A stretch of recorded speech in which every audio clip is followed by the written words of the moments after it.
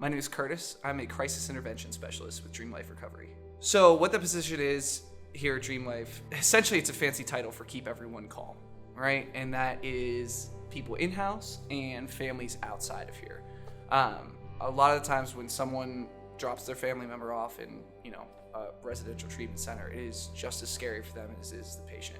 They're in a position where they're slowly watching someone they care about, kill themselves, and they can't do anything about it. And ultimately, they actually have no control.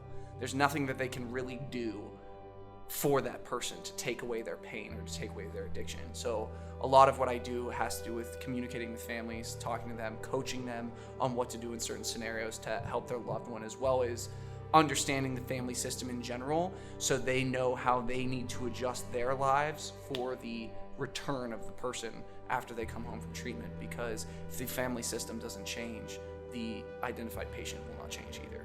So when a patient admits here, we encourage them to sign releases of information for whomever they want to talk to while they're here. When they start that process with their intake, they usually don't know who all that is, and they can add them at any time, really.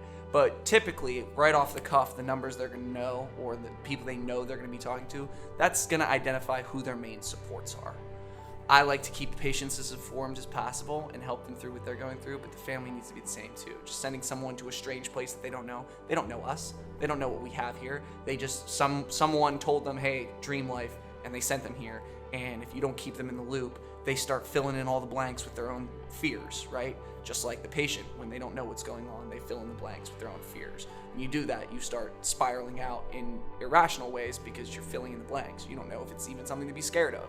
So to cut that whole process out, I just keep them in the loop. I let them know what's going on. They're medically stable, make sure they know they're safe. But I have pretty much consistent communication with the families throughout their entire stay here.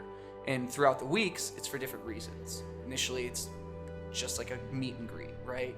And then it's medical updates, like, hey, they're okay, they're getting through detox, they're finally assimilating with the community. And then it's, if they're in a crisis situation, like, hey, this is what they're going through and this is what they need from you. Big part of my job is coaching families on how to not be manipulated and also how to not enable. That's very common with families. So I have to coach them on, hey, these kind of things will support the recovery. These things will support their addiction.